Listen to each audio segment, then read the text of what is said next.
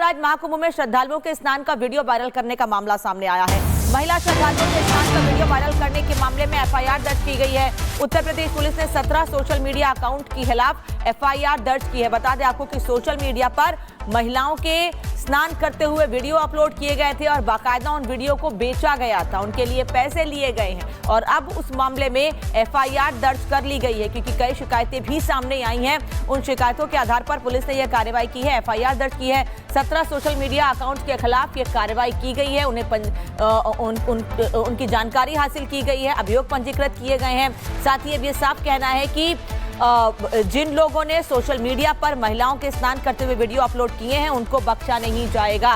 प्रयागराज में बड़ी संख्या में श्रद्धालु स्नान करने के लिए पहुंच रहे हैं, उसमें बड़ी संख्या महिलाओं की भी है। जब से 13 जनवरी को पौष पूर्णिमा का पहला स्नान हुआ था और 14 जनवरी उसके बाद से बड़ी संख्या में महिलाएं स्नान करने के लिए परिवार के साथ पहुंच रही हैं और अब उन महिलाओं की, उनके परिवार के लोगों की शिकायत के आधार पर ही यह कार्रवाई की गई है।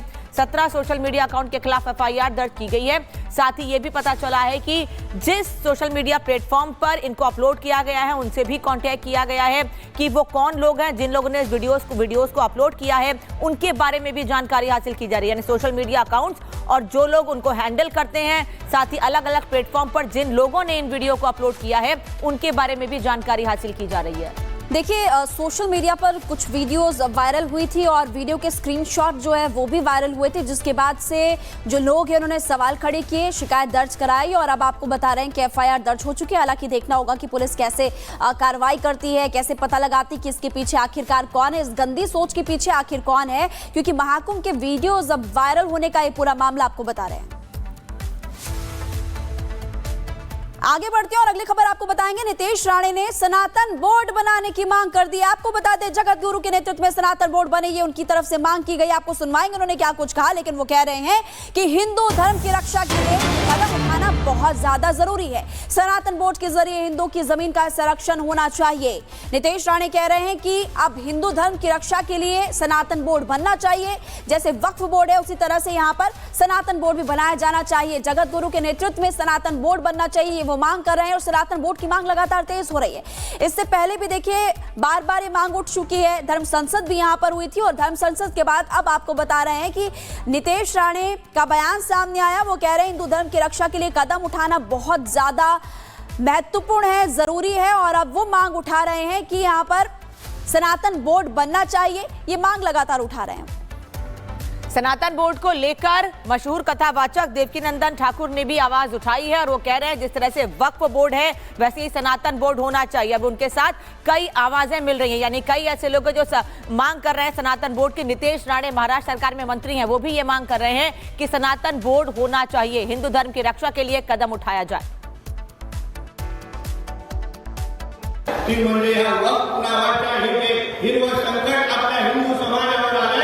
त्याला चोख प्रत्युत्तर देण्याची गरज आम्ही आपल्या सगळ्यांच्या माध्यमातून त्या बाजूने अगर वक्फ बोर्डाचा एक संकट आपल्या समोर अगर उभा असेल तर स्वामींनी ह्या निमित्ताने मी आपल्याला विनंती करेन की आपण ही जगद्गुरू या नात्याने आपल्या हिंदू धर्मासाठी एक सनातन बोर्ड हा कसा तयार होऊन सनातन बोर्डच्या निमित्ताने आपल्या हिंदू धर्माच्या सगळ्या जमिनीला संरक्षण याही बाबतीमध्ये स्वामी आपण भूमिका घेतली पाहिजे। सनातन बोर्ड निर्माण आपण करण्यामध्ये पुढाकार घ्या, जेणेकरून आजूबाजूला जे काही हिंदू चादरी टाकून आपल्या इन जमीन जे खरा म्हणत मुलामध्ये आपल्या हिंदू धर्माची, हिंदू समाजाची आहे ती परत एकदा आपल्याकडे आणण्याचं काम जसं आदरणीय नरेंद्र मोदी साहेब करतायत त्याच कामाला आपलाही आशीर्वाद या सनातन बोर्डच्या माध्यमातून मिळावा अशी विनंती आणि आव्हान आपल्या निमित्ताने आपल्याला करेल। तो नितेश राणे महाराष्ट्र सरकार में मंत्री हैं, वो ये मांग कर रहे हैं कि सनातन बोर्ड होना चाहिए, जगत गुरु के नेतृत्व में सनातन बोर्ड बने। नितेश राणे ये मांग कर रहे हैं और ये कोई पहले व्यक्ति नहीं है जो सनातन बोर्ड की मांग कर रहे हैं। इसके पहले भी उत्तर प्रदेश से, मथुरा से सनातन बोर्ड की मांग उठती रही है। मुंबई से सत्यप्रकाश इस वक्त हमारे साथ जुड़ रहे हैं। सत्यप्रकाश, पहले मथुरा में एक मशहूर कथावाचक देवकीनंदन ठाकुर ने आवाज उठाई, उसके बाद सनातन बोर्ड को लेकर धर्म संसद का भी आयोजन किया गया प्रयागराज में और अब महाराष्ट्र से भी यह मांग उठ रही है।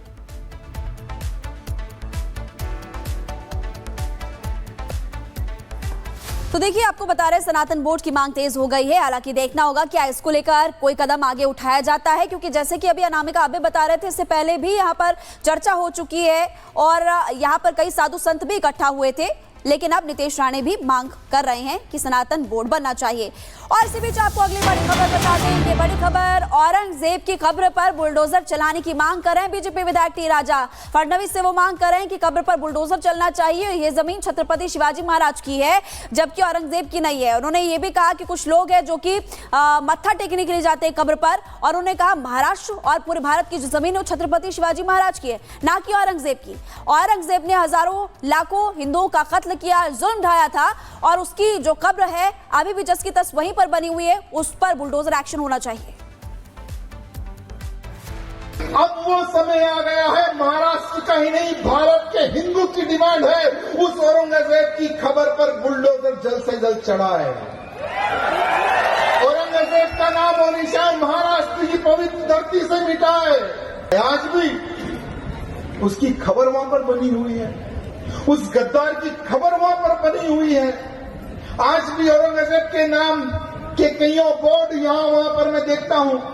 जब संभाजी नगर एयरपोर्ट से मैं उतरता हूं तो वहां पर भी एक बड़ा नाम दिखता है, औरंगाबाद एयरपोर्ट में आपका स्वागत है। जब नाम बदला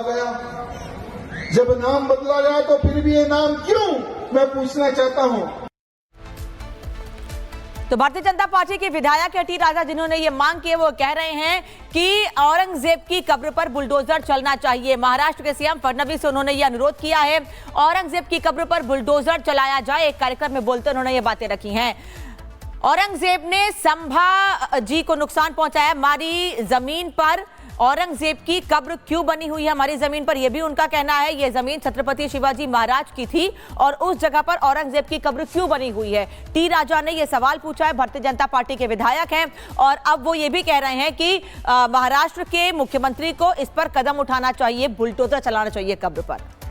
तो एक तरफ टी राजा लगातार मांग कर रहे हैं, लेकिन एआईएमआईएम अध्यक्ष असदुद्दीन ओवैसी का अचानक से छत्रपति शिवाजी महाराज के प्रति प्रेम जाग उठा है। और कुछ दिन पहले ही ओवैसी ने यह कहा था कि शिवाजी कभी मुस्लिमों के खिलाफ नहीं थे, हम उनकी बहुत ज्यादा इज्जत करते हैं। आपको सुनवाते उन्होंने क्या कुछ कहा। हमारे मराठा भाइयों से मैं कहना चाहूंगा कि छत्रपति शिवाजी महाराज के असदुद्दीन ओवैसी बहुत इज्जत करता था, है और रहेगा इंशाअल्लाह ताला। क्यों करता था? क्योंकि छत्रपति शिवाजी महाराज मुसलमानों के खिलाफ नहीं थे। ये बीजेपी का झूठा प्रोपेगेंडा है। छत्रपति शिवाजी महाराज जब कल्याण को फतह किए तो कल्याण के नवाब की बहू उनके सामने लाई गई थी, तो शिवाजी महाराज ने कहा कि ये मेरी बहू की तरह है, और उसको इज्जत के साथ वापस भिजा दिया।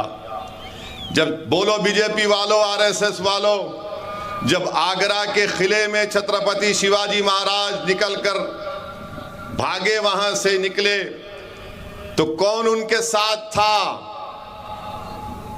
मदारी मेहतर उसका नाम था, वो मुसलमान था।